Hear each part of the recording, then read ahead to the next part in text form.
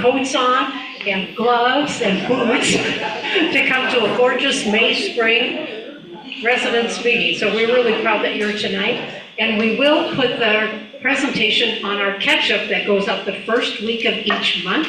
So if you want to see some of the slides, when you do see the slides tonight, know that you can access them on our catch-up that comes out when? First week of every month. So to start tonight off, just a few announcements. On Sunday, we had one of our Fun Day Sunday pop-ups at the Denver Curry. It was a great way to meet new neighbors. So we want to thank Denver Curry being a pop-up sponsor, and they're going to be a sponsor for Sip and Savor that will be coming up later this year. So it was a double welcome for them. On your social calendars, be sure you're marking June 2nd. That's our spring fling. And right now the registrations are on our website. It will be at the gorgeous rooftop, hopefully not weather like today, at Del Frisco's from 5 to 7. So all that information is on our website. So we invite you to be sure and put that on your calendar and register. The other highlight I want to give you tonight, another topic to put on your calendar, on June 25th, the Cherry Creek neighbors are part of a group that are going to have a Colorado 150-year celebration. And we're calling it the Untold Stories of Cherry Creek North. So we are going back and finding people that have lived in the neighborhood 50, 60, 70 years that can tell the history of what the businesses were. We have several businesses that started like in the 30s and 40s and 50s. All of these are going to be at an open house on the Daniels Foundation from 4 to 8.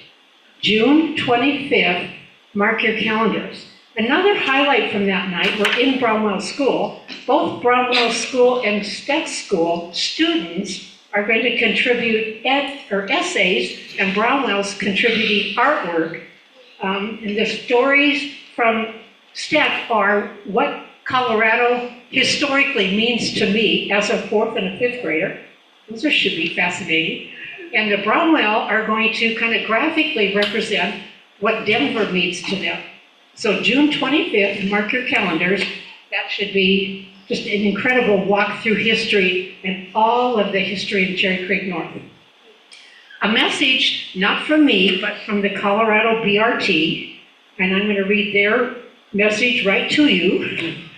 They are seeking feedback to understand preferences regarding the Colorado BRT alternative. And you know they just had an open house recently. So they're inviting you to do a survey. I took it before the meeting. It's a 10-question survey. It only takes you a few minutes. And in our catch-up last month and this month, we will highlight again the alternatives that they're looking at to put in on the Colorado BRT. On the website, which is where I really hope you look at it, there's the 3 alternatives, and there's a 4th. Guess what the 4th one is? No BRT on Colorado. That's why your voice really matters. So be sure and fill that out. Another announcement, and then we're going to jump right in. Website on the CCNNA website? Yes, it's on the notes. It's on the Colorado, the CDOT website, not ours. But we'll put it in on our catch-up so that you have it there as well. Another announcement that we're excited about, and tonight I'm going to speak on behalf of our board of directors. We've really been focusing on the last few months on a goal around communication, engagement, and outreach. What can we do to make sure that our information is getting out in all kinds of different social media? How do we brand? So we've met in the last month or two firms that are experts in social media, branding, communication. And so we're now interviewing those 2 firms to see how they really meet the needs of Cherry Creek North, with a goal for us to really create a comprehensive communication plan that leverages all of the media sources that we could be using to reach out to the neighborhood. Stay tuned for details. We should make hopefully a final decision this week, and then we'll put out that information on catch-up that comes out the first week of every, when does it come out? the teacher in me, and I'm in a school, so it just kind of comes out. When I write it and he sends it, the first week of every month, takes a team. I'm pleased tonight to shift to our agenda, and I sent an email out today saying, how many of you have noticed the red flags that are popping up on 4th Avenue? And all of a sudden there's these incredible little signs every which way. Tonight, we have the expert that can really help us connect all that. Please help me welcome Grace Lopez Ramirez, the Senior Area Manager of Local Government and Community Affairs. Just her title alone should tell you her whole background. Grace, welcome. Thank you so much, Linda. That was such a warm welcome. I appreciate it. Well, friends, fellow Denverites, fellow Xcel Energy customers. I'm a born and raised Denverite. I grew up in Southeast Denver. I went to TJ. So I grew up in what is now District 4, and I now live in what is now District 1, so Northwest Denver. So I am so pleased to serve my city in this capacity. I've been in this role for about 4 years, so I'm still learning a lot. Every day is a new adventure. I am not an engineer, and a lot of engineers put a lot of thought into this project. So bear with me. I am going to try to answer your questions as much as possible, but I did bring along some friends that are going to help me. I have Ruby in the glasses and Elizabeth who are standing by. So let's get started. And please feel free to stop me if you have a question in the moment. I think the slide deck does cover most of the questions, but if you have a burning question that you're worried you might forget, feel free to raise your hand and we can answer it in the moment. Okay? We don't have to wait until the end. All right, let me pull out my handy dandy. Do I have to face it? Just the down one. Oh, sorry. There we go. We're going to cover a lot tonight. I'm not going to read all these bullets for you, but we've got an ambitious slide deck, and I appreciate Linda giving me additional time to make sure we get through everything and get your questions answered. All right, the project overview. Why are we here?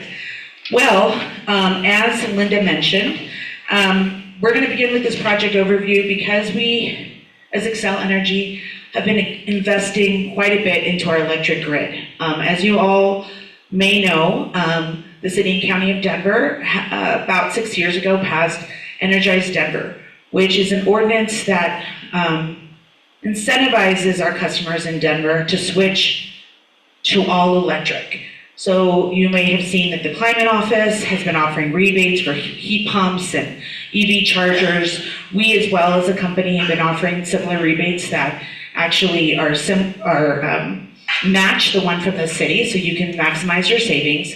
But what this means is that we really do need to invest more in more electric infrastructure and to update and maintain the existing infrastructure. So let's begin with that overview of what this project entails. We are undertaking a major upgrade to a critical piece of Denver's electric infrastructure with a series of projects over the next years as part of our Colorado Energy Plan.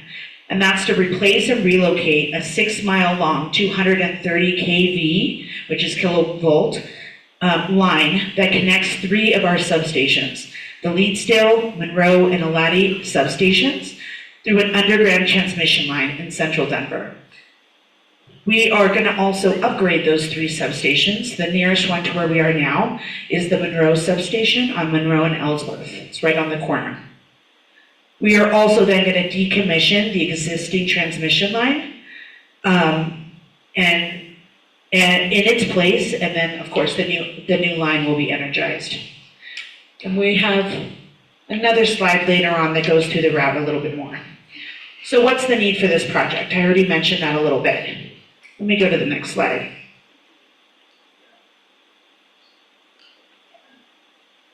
All right. Obviously, rapid population growth and economic growth here in Denver are a significantly increased need for reliable electricity. And of course, the current 230 kV transmission line at this point right now has insufficient capacity to support that projected growth. So we need to support that reliability and future energy needs by replacing that line. And these pictures here are accurate depictions of the work that's going on as part of this project. Okay, so addressing the need. Gosh, I keep doing that. We are, again, replacing that existing line with a larger, more modern electric cable with a higher capacity to support that future load growth. Relocating the new line will allow existing customers to continue to provide that service to existing customers actively during the construction. We're going to pull it away from the high-traffic public roadways so that we can safely build and maintain the line. And obviously, we're going to keep it within the right-of-way, which is public streets and sidewalks, in this case, streets. And we had to find a spot where there's enough room for this amount of equipment. Project benefits. We're going to enhance reliability. We've already talked a little bit more about that. Grid strengthening, very important right now. And of course, supporting that renewable generation imports into Denver. So you may have seen in the news these last couple of years that we have been building a large transmission line to harness renewable energy off of the Eastern Plains. We've been building wind farms and solar on the Eastern Plains. And we've been building this transmission line called the Power Pathway to harness that renewable energy and bring it into the Front Range. So this line will allow us to bring in that additional renewable energy from the east. This slide talks a little bit about what our electric grid looks like from source to the customer. So as you can see in the top left, that renewable energy generation that I mentioned on the Eastern Plains. There's also other types of generation we do across the state. This line directly is bringing in that renewable generation from the east, though. That's why it's coming east to west. You can see that I'll do this. Here's our generation. We step up the power and we transmit it on these transmission lines.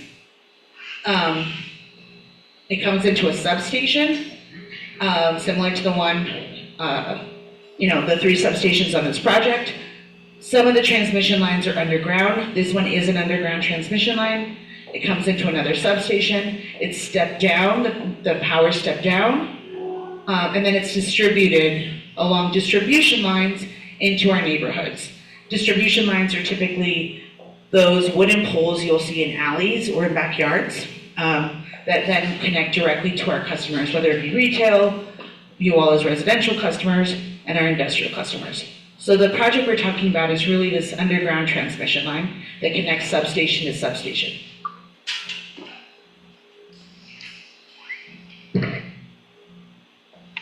So our project description, I've talked about this a little bit already. We're going to be burying 6 miles of 230 kV single circuit transmission line. It's going to be built in 2 phases. We're actually wrapping up our first phase right now. We're upgrading those 3 substations. A lot of permitting is involved with this type of a project, since it is a big project. We will be constructing via open cut trenching, which is there's other pictures, but this is what it looks like. We're installing new vaults, duct banks, conduit cables. We will be upgrading to a modern cable system, and then we will go back in and restore the area to pre-construction conditions, energize the new line, and decommission the old line. This is our planned replacement route. As you can see here, this is phase 1. I have another slide that goes in a little bit more detail. But this is phase 1, which we've been working on since last year. We have been in Hilltop since last year. And we will be crossing Colorado Boulevard. And this is that Monroe substation at the corner of Ellsworth and Monroe. And we'll be going up Monroe, across 4th. And that's one of the reasons we're here. There's a little park here, so we're going to go up Columbine, and then go into Country Club, Capitol Hill, cross Lincoln and Broadway, and end in Golden Triangle at our substation at 13th and Elati. I have a quick question. Please. When all these people started working already with the location, they have a lot of trucks parking and obstructing the alleys. Is there a plan of where all these people who are working there are going to be parking? Because as we have limited parking. And you also have restricted parking for residential on throughout most of your streets. The location engineers were parking everywhere. That's something we've talked about as a group. I can tell you I spend the majority of my Tuesdays in planning meetings for this project. Ruby and I are in like back-to-back meetings on Tuesdays. So we have a plan. Typically our construction team do park off-site. And so there shouldn't be a lot more of an impact there. I think I will to Ruby, again, they park off-site and then they come in together so that they minimize the amount of vehicles. We will have equipment that will stay on right-of-way, somewhat similar to what Denver Water has been doing for their lead projects. I don't know if they've come through Cherry Creek yet, but they also, the nature of their project, leave their equipment on right-of-way during the length of their project. We will be doing that as well for this project. Go ahead. So the excavator, let me go back up. This excavator and some of this other equipment will need to stay on site. There's another slide later on where I talk a little bit about what the construction looks like phase to phase and then what the timing looks like. We're working 2 blocks at a time along Hilltop. That's unless something unexpected is found when we open the trench, so it might take a little bit longer, but typically we've been on the 2 blocks for about 2 to 3 weeks. It just depends block to block. So that equipment will move along 4th. Yeah, and what are your days and hours of operation? So we are Monday through Friday, I believe it's 7 to 4. So the permits are 7 to 7, but they try to round up by 5. During the summer, they might increase those because it's nicer weather. But we are bound to the city's noise ordinance as well, so we don't work in the evenings or at night. Of course, let me go back here. The engineering analysis, there was a lot of analysis done on this route and on this project, right? So we had to take into consideration the public transportation and traffic, all the civil engineering considerations, obviously potential property impacts to you as our customers living along the project, existing underground utilities. You'd be surprised to learn that there are a lot of underground utilities in Denver, especially central Denver. The right-of-way is very crowded. And because of the amount of equipment we're putting in the right-of-way, there were only so many places where we could put it. Environmental analysis, of course, and then electrical engineering requirements. So there are all these requirements as to how far apart equipment needs to be in the right-of-way so it can remain there safely. So far apart from gas lines or far apart from, storm water or Denver water lines. The routing constraints, I mentioned this a little bit already. We were asked to stay off of high traffic arterial roads. We had to take into consideration the existing underground facilities that were already there. Above ground wastewater infrastructure, of course, a lot of dedicated bike lanes and one-way streets, of which we have quite a few of in this part of the city. Major permit requirements across city park spaces. Of course, we've been working really closely with Parks and Rec as well as the city's transportation infrastructure department. We know that this work area, the proximity to schools, taking into account how an impact could be on the school, construction impacts on businesses. Obviously here on 4th, we're just a block off of 3rd and 2nd where there's numerous small businesses. Public transportation bus routes, the city's capital improvement plan permit guidelines, private property easements, of which we don't have any on this project. Neighborhood drainage corridors, nighttime work requirements, again, working during the day, and then community roadway closures. I keep forgetting to move my own. Permitting. This is the list of permits we had to obtain just from the Department of Transportation and Infrastructure, DOTI, which is the new name for Public Works. As you can see, it's a number of them. We've been meeting with DOTI for a couple of years before we even started the project. Project coordination, again, we've been working with all these different city departments, mainly the Department of Transportation and Infrastructure, also work with Denver Public Schools. We did work with some agencies, since we are crossing some state roads like Colorado Boulevard. Organizations, we met several times with the bid, and going out and talking to all of you neighbors in registered neighborhood organizations, as well as Denver Water Coordination. Here's our anticipated project schedule. As you can see, we're in here. This is going to be throughout the length of the project. We're doing public outreach. But again, we spent about 2 years planning the project. We went through a year of permitting with the city, public outreach throughout the project, pre-construction. We started construction in phase 1 last year in Hilltop, in South Hilltop, and then we moved into Hilltop. And construction is slated to end in 2028. And we will be in service with the new line in 2028. Question? Of course, sir. Go ahead. What's the timetable for the Cherry Creek North section? So let me get into that. So this was phase 1. We're, like I said, almost done. So when we started in South Hilltop and moved into Hilltop, we've been going down Cedar with that 2-week schedule, as I mentioned. So some of you may have driven past it. And then phase 2. So we are crossing Colorado Boulevard to start at Monroe Substation. That's where phase 1 ends.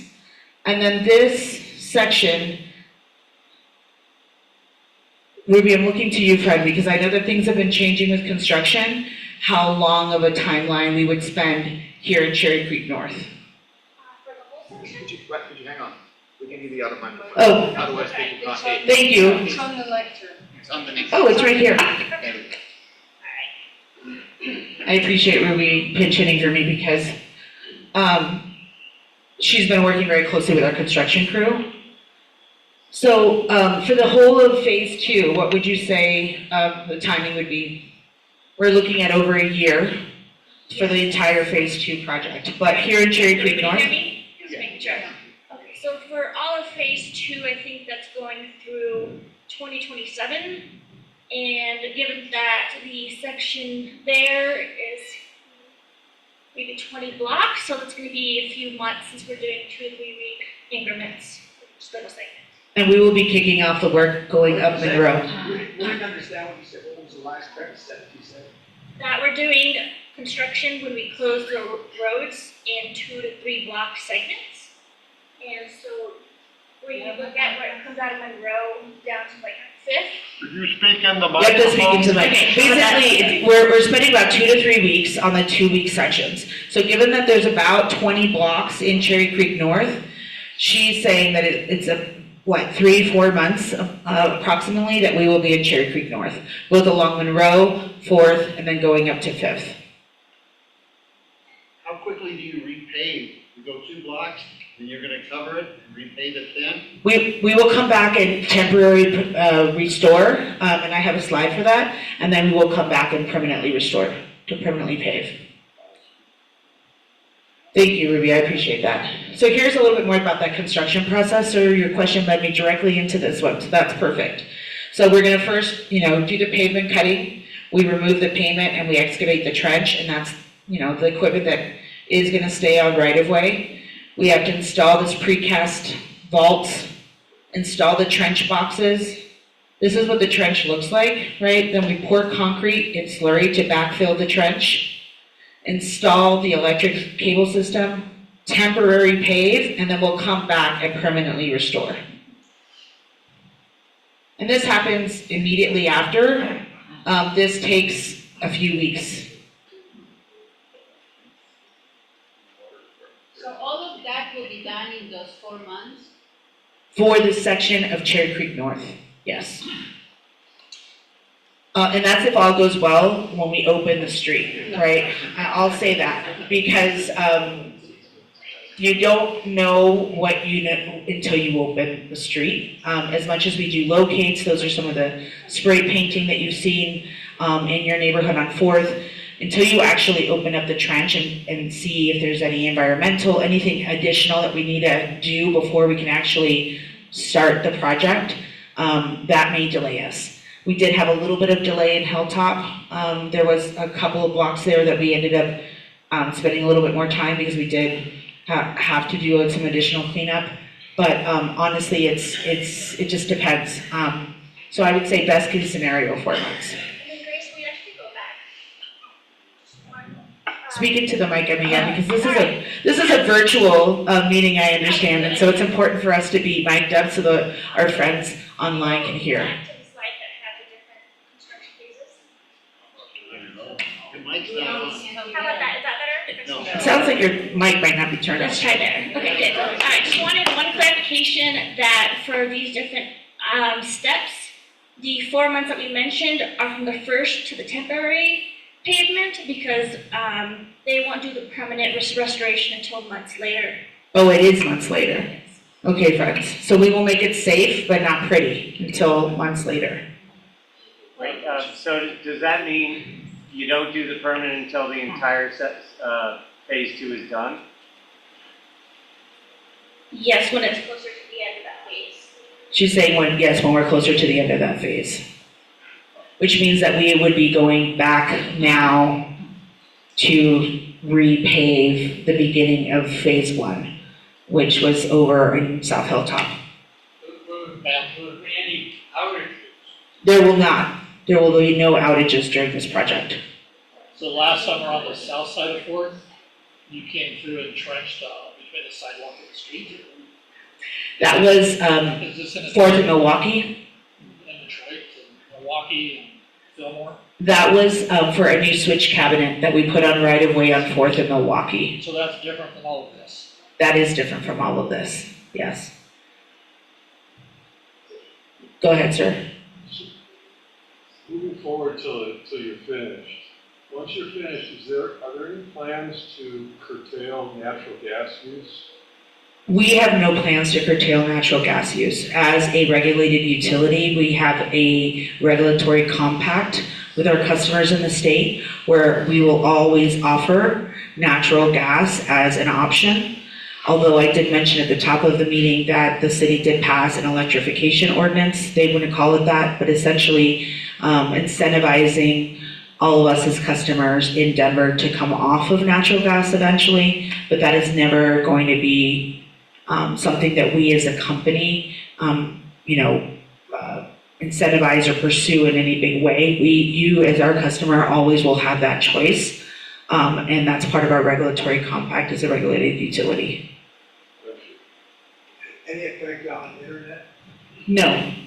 No, we are in a different, we're trenching our own line. There are times where we have projects where, the telecoms come in after us. Granted, we don't expect to find any telecom in the right of way in these spots, but we could encounter something. From what we understand, it should not impact telecom. No. How about cable TV? No, either, both. So no, again, unless something is there that we weren't anticipating, but no, we don't believe that any of that will be impacted. And it hasn't been up to now throughout phase 1. Go ahead, sir. When you say you're going to be in the right of way, does that mean in the street or is it going to be on the lawn that's next to the street? No, it's fully in the street. We will not be on sidewalks at all. We will be closing sidewalks when we're working on the street adjacent to that sidewalk, just for safety concerns. But no, we will be fully in the street for this project. Well, I've seen some red marks that you've been laying down that go along the grass. I'm not sure why we marked them in the grass, but we will not be in the right of way between the sidewalk and the street. And I know you have a lot of that here in Cherry Creek North. But no, we will be fully in the street with this project. So for every 2 blocks increments, how long will that take? Takes about 2 to 3 weeks. 2 to 3 weeks? And that's again if all goes well. There was some sections on Cedar where we were on, I think, for about 4 weeks, one section. We anticipate 2 to 3 weeks.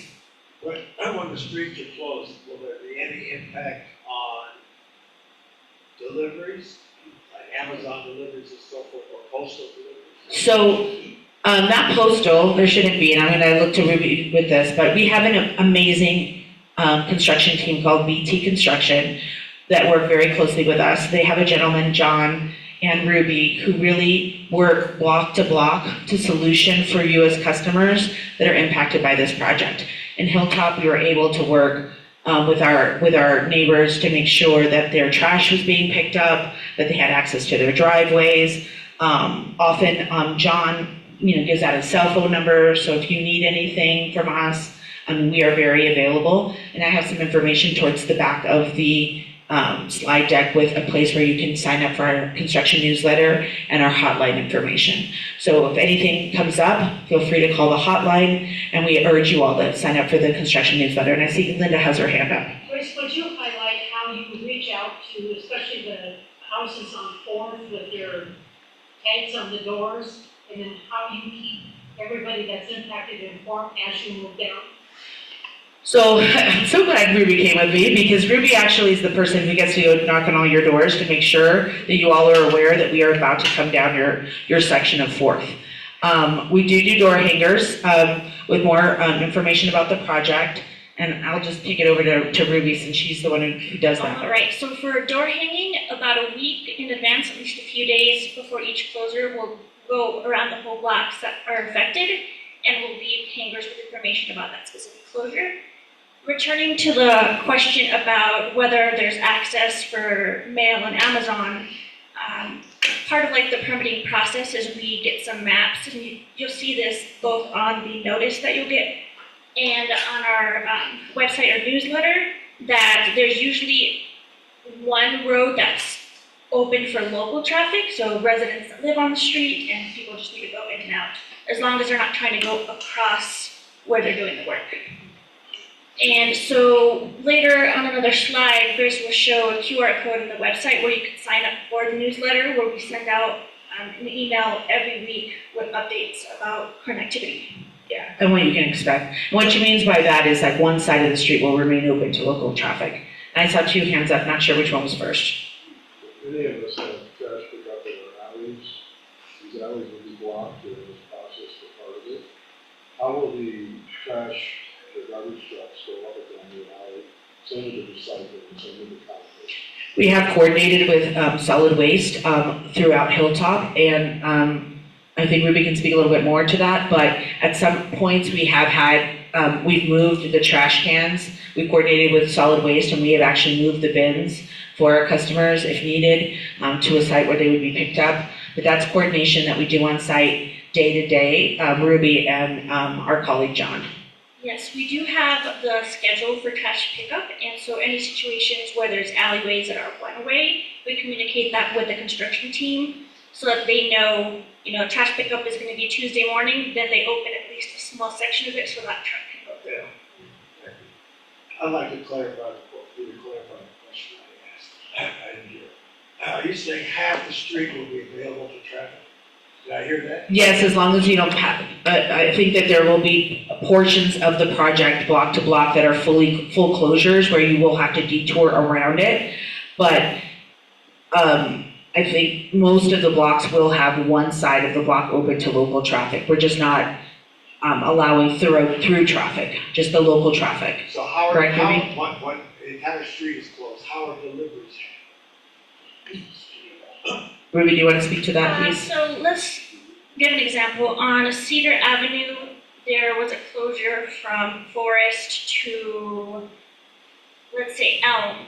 And so there's one segment within there that's completely closed off, but there are other entrances to the streets that run north and south, and on the ends, the intersections are not closed, so there's ways to kind of squeeze by.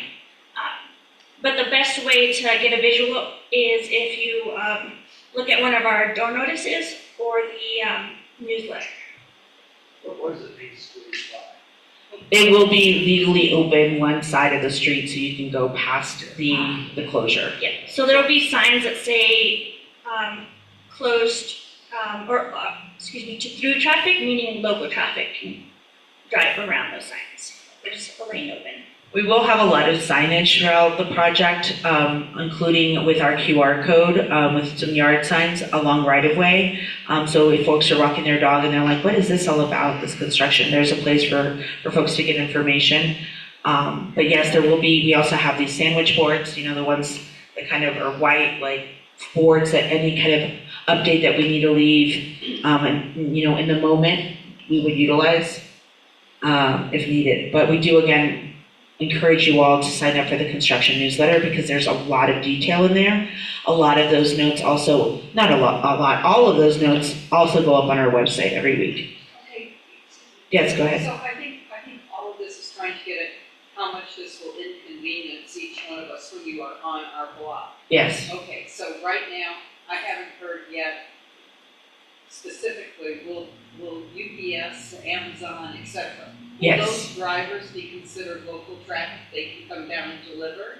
Yes, Okay, thank you. they can. And then what about people coming and visiting? Will there still be parking in front on, since you can squeeze by in one lane, or are you saying there will be no parking on that? I think we prefer for folks to park around the corner if possible because frankly, you know, it is still an active construction site, and from a safety perspective, we prefer not to have additional vehicles on the road that is closed. But we want to make sure you as residents of that street will have access, and any deliveries will have access to your property. But if you are planning, you know, a party or a gathering, we encourage you to have your guests park around the corner. Granted, we are not working through the evening, so if you're having an evening party or something like that, I mean, it is physically possible for your guests to park on your street at night. It's just during the day, during construction, that we would advise not to do that, just given, again, that from a safety perspective. Gentleman in the glasses? Yeah, so the problem that I anticipate is, you know, we have there's kind of two parts of the problem. We have like local traffic, people who live here, want to park in front of our house or whatever, but you're gonna have, like, we have a ton of traffic for the mall and the shopping area. And, Right. you know, if the streets aren't closed the right way, you're gonna have this nightmare of people like getting stuck and trying to turn around and, you know. We will have a lot of detour signs up, but I agree with you. I mean, I'll be honest with you, obviously Hilltop looks a little different from Cherry Creek North. Every block along this route is gonna be difficult and have its own particular, nuances that we have to be mindful of. Of course, here with the business district and the business corridor just being a block off of 4th, and as you said, just a lot of folks that don't live in the neighborhood. I mean, I think that that's something that we've been talking about, and how do we better message that? How do, you know, what do we do working with the bids and with all of you, but also with the signage to make sure that we have a plan for that, because we have not encountered that yet in Hilltop, right? We have you know, we're a couple blocks away from Grayland, and we had a really great series of meetings with Grayland's leadership to ensure that we weren't impacting the bus routes for that. And so we have some experience, obviously, from years of doing these kinds of transmission projects, but you bring up a great point, and I think that until we actually implement the closures, like, every day is gonna look a little different. Sir, in the back. One of the challenges we had when you came through and marked the streets the first time is our street, we're on Monroe, we're not permitted for parking, you know, with the CC. But when they force us off and when they're street sweeping, we get pushed onto the permit. Are we gonna be able to get permits temporarily so we can park a block away? Because otherwise we can't park, when street sweeping's there, we can't park on the street next to us. I guess I thought that your permit allowed you to park anywhere within that zone, not just on your block. It's just for the block, and we're not able to get one, and we got tickets because we parked out of the way of the street sweeper and we left it for 2 days. And that's a good flag, sir. We definitely, she's taking notes. It's not a big deal. Usually we can figure it out, but like when the construction guys are there, Right. they're having weekend restaurants and stuff, it's really hard to find parking. Well, that's good to know, sir. I can definitely bring that back and see if Dottie would be willing. I think it's Dottie who issues those residential parking permits. Maybe there's a way to work with the inspectors for that, so that it's, I mean, there's the pros and the cons of that too, right? Because then you don't want to open the floodgates for other folks to potentially, that are not like residents, to like take advantage of It's not a it. big deal either, it's just, No, but it's a good flag, sir. Thank you so much so we can think about a plan for that as we continue to meet with Dottie throughout this project. I'm gonna go to this gentleman and then this gentleman. Go ahead, sir. A related issue you may or may not be aware of is right now, there's literally hundreds of workers parking their cars on that side of the street. So right now, there's a 2-hour parking that nobody pays attention to on the right side of the street. And then on the other side of the street, it's the permit that we're discussing. So that's another issue that you have, is working with the construction people to not be parking in that area, either when you're working on it, or when it keeps us from being able to park. We won't be able to park anywhere. We're the ones that are going to go disadvantage if you don't mind those folks. And there's a lot of them. There's a lot of them. And this is a construction project on Milwaukee? All the construction blocks. Yeah, and so you guys see the need for a transmission line with all the construction? Blocks. And as I said, nobody pays attention to the 2-hour parking. Okay. So they park all day, and they're part of this mix too. And there's enough of them that it could be a significant issue. No, it's an important flag as well. It's certainly something I've observed every time I come to Cherry Creek North. So, There are 6 big projects going on right now. right. Every single truck that you see parked in Cherry Creek does not belong to any of us. Right. Okay. Thank you, sir. I appreciate that. Getting to this gentleman. Just one more kind of a follow-on to that is a lot of our residents tend to travel a lot. Right. So probably at some point you're gonna end up towing somebody's car who was, just missed the memo and was on, out of town or whatever. So just in case it wasn't complicated enough. I appreciate that. I think for the most part we do short tows. We don't do long tows if we need to. And short tow really is just like a few blocks away. So it's not like they have to go pick up their car at like the impound lot or something. We just move it a few blocks over. I don't think we've had to do any of that, but in this, again, Cherry Creek North, it's a different story. Just out from curiosity, can I get a raise of hands of folks that park on the street every day in your neighborhood? 2, okay. With 3 cars, because we have kids. With 3 cars, okay.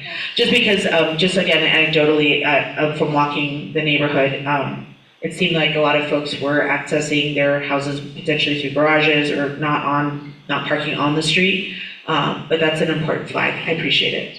Are you gonna notify the business owners and business district? We are. We've been in communication with the bid. I'm going to reach back out to Nick and team to see what else we can do to work closely with them. But we have been meeting with them, I guess, for over a year. The issue is their employees are the ones who are parking on the street all day. Oh, that's a good point too. And I'm assuming Cherry Creek Mall employees still come over here and park as well since they started charging for parking at their lots. Right, so when you do all these street closures, where are those employees that work at the shops and so on going to park? Yeah, I think, For some clarification on that, when we do a door hanging, so what we do is we look at where are the closures and we go a block out around the whole closure and we'll leave a notice either at a home or a business. We'll walk inside and be like, hey, this is going to be closing, just so you know in case that affects parking or commutes. So that way they can plan ahead for that. But that's for the residents. I'm talking about people who are employees who are walking 4 or 5 blocks to get to where they work. So like on Monroe here, they park on the street and then they walk all the way to the ID. So putting a hang tag on my door doesn't do them any good. No, we go into the businesses and talk to somebody to let them know. right, so we would also go down the 3rd corridor. We can also expand down the 2nd corridor. We can do an additional layer if needed. I mean, we have that manpower. We're happy to do it. It's about over-communicating, not under-communicating for this project. We recognize the major impact, especially to all of you here in Cherry Creek North, adjacent to a business corridor. And a small business corridor at that. I had Ruby do some research last year about how many businesses were on 3rd alone, and I think it's like over 160 small businesses on 3rd. So we absolutely recognize that impact. These are some of the things we've already talked a little bit about, some of the things that you might anticipate during construction. Some of the things you've already seen, the marking of lines, sidewalk and street closures, increased travel time for commute, traffic control and temporary street parking restrictions, work zone fencing, we take safety very, as a priority for us, so you will see a lot more signage. And then our work hours do align with, again, that noise ordinance for the city. Can I ask you a quick question? Go ahead. Are the people who are going to be working on the streets, are they your employees? They are not. They're with our construction contractor, BT Construction. Will they have name tags and identifications? I don't think they have name tags, but they wear BT Construction vests, safety vests. You know, we had some problems when Denver Water was doing construction, and we had a lot of problems actually. And nobody was identified, so, if we take a picture of the person, nobody was identified. They could have been not even working for them, and they were on the street, but we didn't really realize that who they were working for. I appreciate that. I think that especially given the feedback earlier about the construction workers from the various construction sites in the neighborhood, also parking in the neighborhood, and a lot of people potentially wearing hard hats and safety vests, that we'll take back to our team the need for some additional identification, that they're working on the Xcel project to make sure that you all can identify the crew properly. Go ahead, ma'am. Yeah, I'm sorry, I had a thought, the first weekend in July is the art fair in Cherry Creek, and that will further complicate things. We are familiar with it. We took a look at the special events list, right, because we'll also be going across Lincoln and Broadway later in this phase and into Golden Triangle. So no, it's an important flag. I think at that point, we'll still be in Cherry Creek East. So a little bit away from north, we'll be closer to Monroe substation. We'll be on Monroe in early July. So at least a few blocks away from the art festival. And I believe that's the only major festival you all have here in the summer, correct? Okay. Traffic control, we've talked about this quite a bit, but lane closures are going to be required. We are going to be working with all of you for access to your residence and your business. If you have one here in the neighborhood. There will be potential changes to public transportation bus stops. I don't think that's the case here on 4th, but that's something that we're very aware of, and we will be posting various detours throughout the project. And then there's the first plug for our website there. Project safety, I've already talked about this quite a bit. Obviously, it's super important for us to keep a safe work zone and for all of you to remain safe as you're walking your dogs or going for an evening stroll. So please do not enter construction areas. Watch for construction crews and equipment. Please obey signs and directions from crews. We've had some really great interactions with our neighbors in Hilltop, I'll say. I know we had like a young boy who was fascinated by the excavator and would come out every day on his tricycle to watch with his dad. So we have had some really positive interactions with our customers along this construction route. But we do ask you to be mindful, reducing speeds, etc., so we all are safe. Public outreach and engagement. So you may all have heard about this project initially with a notice letter we sent out last fall. We sent it out in October. We have been doing briefings with elected officials in all the agencies. So Councilwoman Sawyer has been briefed on this project. In fact, she's invited me to participate in a number of her various community meetings. And in fact, that's how I met Linda.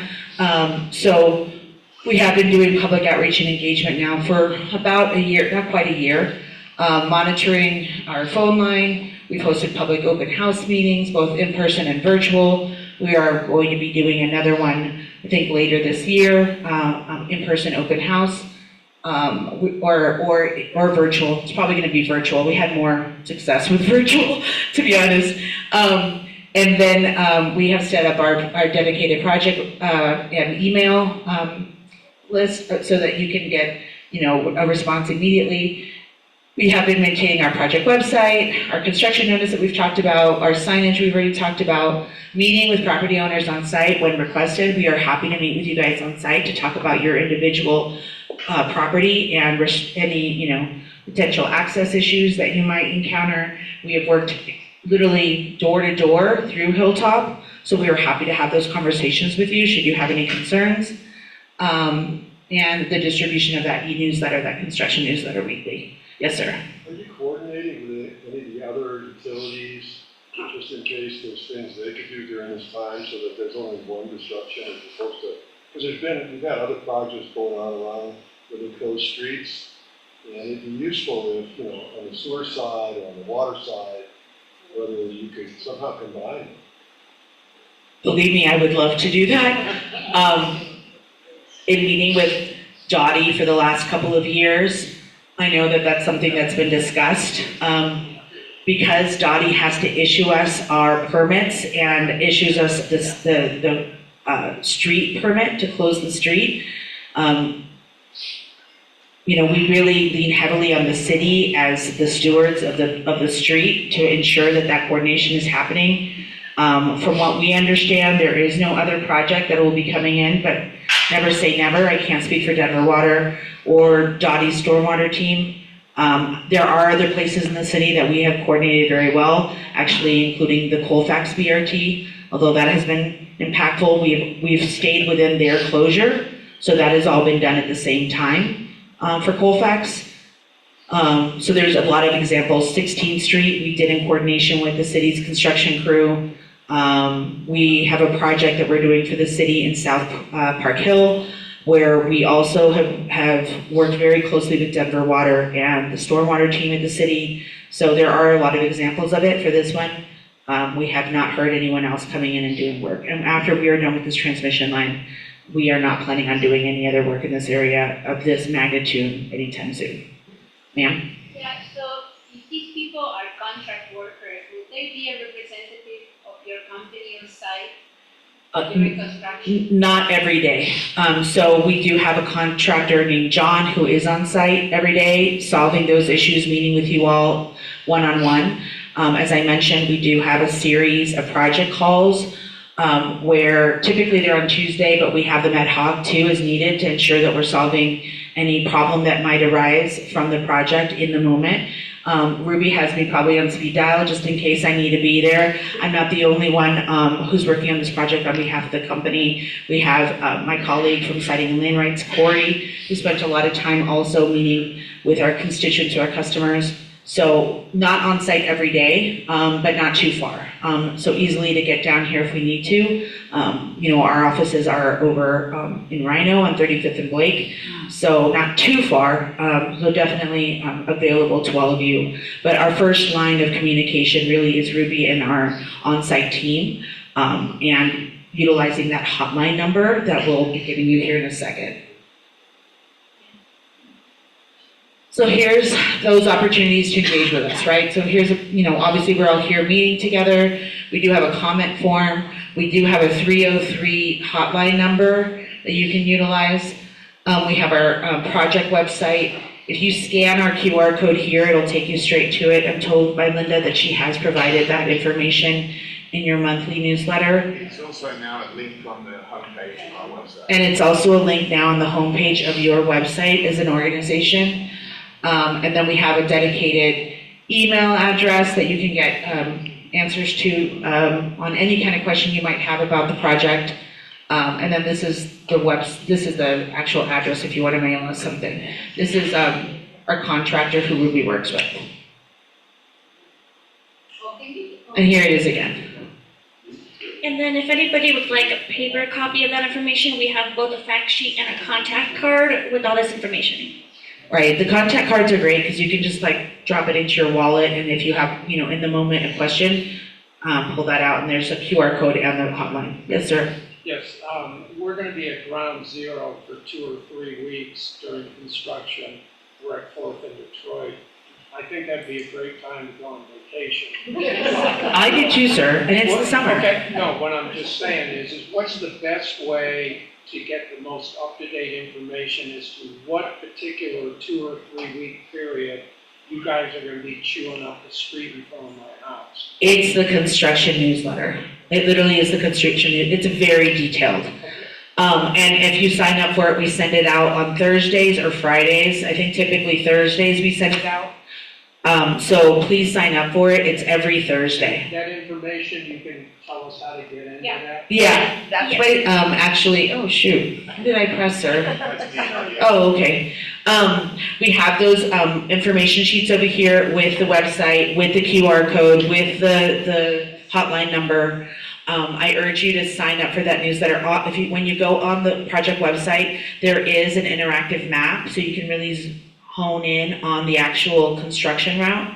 And then there's also a section, if you scroll down on the main page a little bit, that goes into detail about the work that we're doing now, the construction that's happening now. If you're curious, you're more than welcome to drive across Colorado Boulevard. I think we're pretty close to Colorado Boulevard right now. Actually, we are on the west side going under Colorado, so when she was talking about the schedule, that generally it's 2 to 3 weeks. The exception is when we're going under large streets like Colorado. There's closures from Ellsworth to, let's say, Harrison, I think that's the street. Jackson as well. Yeah, Jackson, and so right now they're going under And Colorado. just so you know, I've been tracking this since they started day one. Every Thursday, I get the email, and it's so clear and specific on exactly where they are, even to the point when the storms hit, they sent more out to let you know because of the rain, they stopped here, how much time was delayed. It is so well done, and sometimes I didn't even know what streets they were talking about, but they are really laid out very clearly. So, Grace, to your credit, they've been so helpful. What I Thanks, did Linda. It's do to was- Ruby's credit and the rest of the team, but I appreciate that. We really have been, we try to get as much information out and communicate as clearly as possible.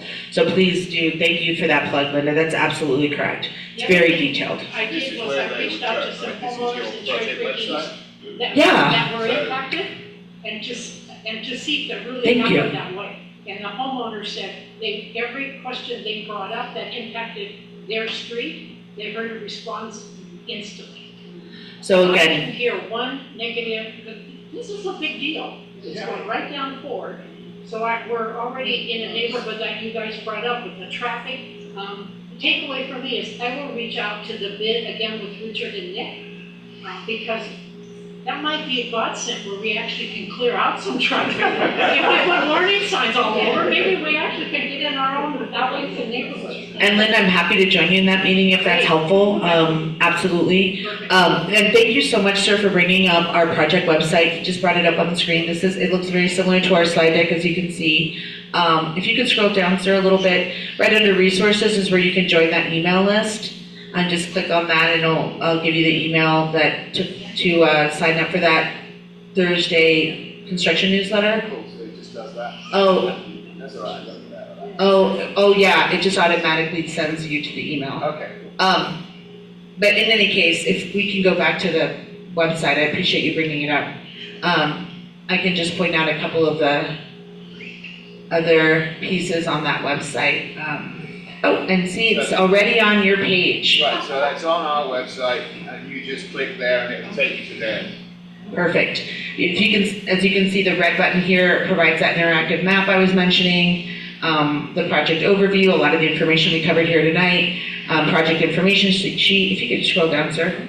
And you can just look at all these different resources. There's more detail about phase one, and then here's where some construction activities, and then we literally have the closures listed here. But all of this comes in your newsletter every week. So you will get detail for the closures of that week in the newsletter that week, detours, etc. Go ahead, sir. Thank you. One last question. So last year, on our block in Monroe and adjacent blocks, we had three power outages that went on for days. Is this going to solve the problem? It is. It's going to create greater reliability. It is. And so this is a series of projects. I'll let you guys know. We are investing $1.2 billion into the city and county of Denver in the next 5 to 7 years. And that is other transmission projects similar to this one, which we will be doing in different parts of central Denver, mainly central Denver, some in southeast Denver. We will be building an additional 5 substations in Denver in the next 5 to 7 years. again, to create greater reliability. And then we'll be building 2 additional substations out at the airport, just for the airport's use. Grace, I don't want to put you on the spot, but can you even give us a hint of when you're gonna even impact Cherry Creek North? The timeline, is it gonna be like in the fall, late fall, early winter? I'm gonna ask Ruby to answer that. So phase 2, I think it's section 2 outside, straight outside of Monroe is gonna start maybe mid-June. And that's Cherry Creek East, so we will be going north on Monroe in mid-June. And that's back to the question about the Arts Festival, right? We will be going up Monroe, and it's about 4 blocks. I can go back to that. Thank you, sir. I think I'm gonna go back to the PowerPoint just so I can show. Sure, absolutely. I mean, I guess we could use the interactive map as well. Let me go back up to, oopsies. And regarding the phase 2 schedule, we are planning another virtual open house this summer. And so once we have that event, we should have more information about the schedule once permitting comes in. So we'll have that available. Yeah, we've been permitting, I mean, the city has approved this route.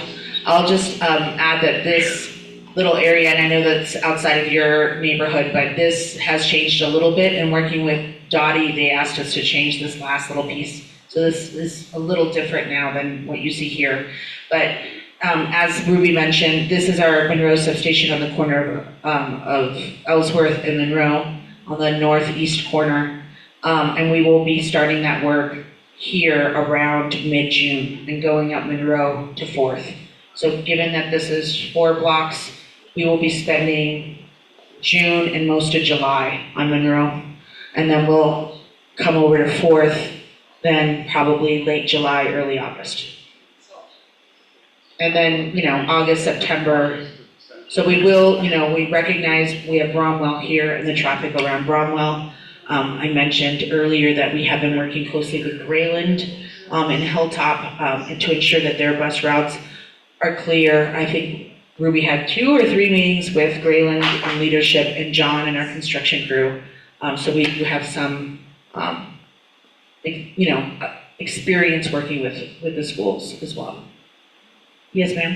One thing I was thinking is that it's going to be a benefit to all of us. It's going to be painful partly, but maybe we could all think about going to the grocery and getting cookies or Gatorade to help these guys. It's going to be blasted hot this summer, and they have to do what they have to do.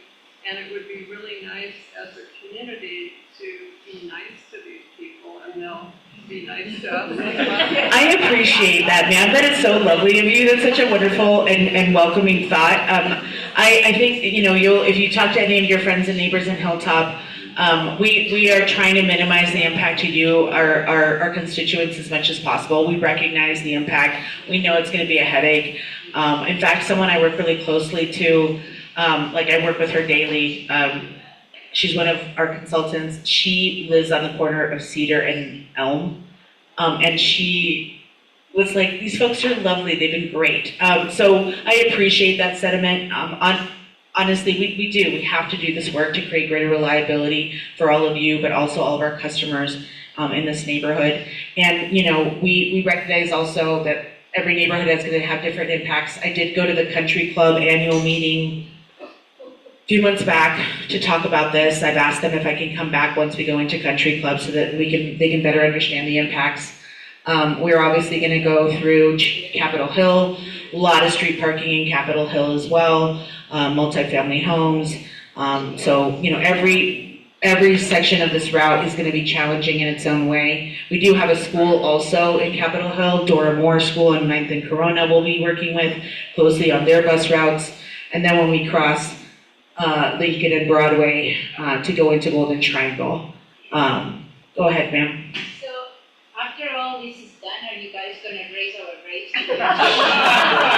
So I will be transparent in that we did file a rate and gas case at the end of last year.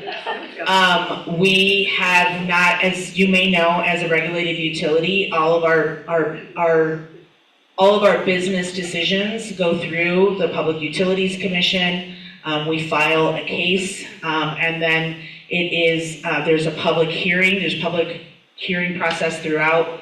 commissioners then deliberate, and then they make a final decision. So we did file a gas and a rate case at the end of 2025. We typically, the commission takes anywhere from 6 to 9 months to weigh in, so we are expecting a decision sometime this fall on that rate case, both electric and gas. The distribution system plan, where we are investing $1.2 billion into Denver, that has been preliminarily approved by the PUC, and we are already coordinating with Denver around that investment. So, nothing is done in a vacuum and on our own. There's a very public process for setting our rates.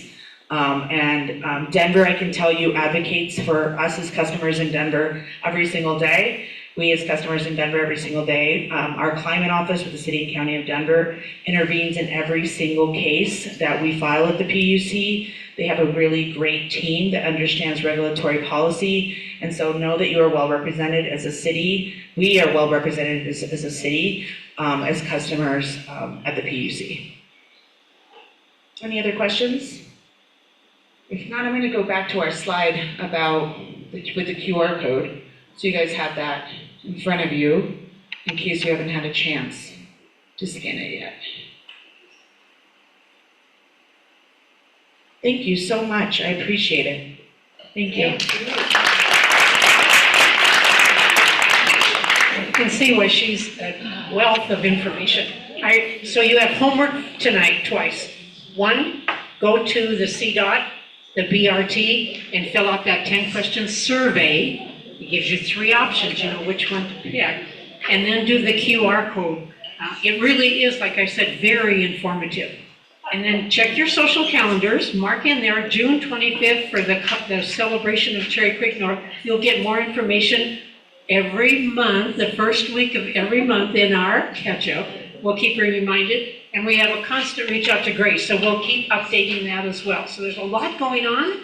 That's why it's so critical. And I've got Leslie and Doug and Bob and Ernie, several board members here. Our goal really is to work so seriously on communication that we're 3 steps ahead of you. And that's a hard call. We have to be ahead of you so that we keep you well informed. Can I say one more thing on that? Of course you can. I missed saying this earlier, but some of you may have heard that we have a symbiotic partnership with the City and County of Denver through a contract called a franchise agreement. It is a contract that we negotiate every 20 years with the City and County of Denver's DOTI department because it is a contract to share the right-of-way, to share the roads and the sidewalks. We have finished negotiating. The last time we negotiated one was in 2005 and 6. Per the city charter, it does have to be referred to the ballot by city council. So it goes through a city council process. We went through a city council process last summer, and the council decided not to refer us to the ballot. And this year, we are going back through a council process this summer. So if all goes well, you will see a referendum question on your November ballot, basically asking if Xcel Energy, Public Service Company of Colorado, doing business as Xcel Energy, can once again formalize our partnership with the City and County of Denver and renew our contract with them. So I'm happy to come to a future meeting and talk a little bit more about that. I know we don't have time tonight, and that wasn't really the priority tonight. It's really informing you all of this project, but happy to stay behind and chat with anybody about that franchise. We urge you to vote yes. I think we make great partners in Denver, and it's an important relationship for us. We have been serving the City and County of Denver for 150 years, and that's something that we take seriously, the partnership with our capital city. Thank you, Linda. She'll be around in case you want to ask further questions. Thank you for being here.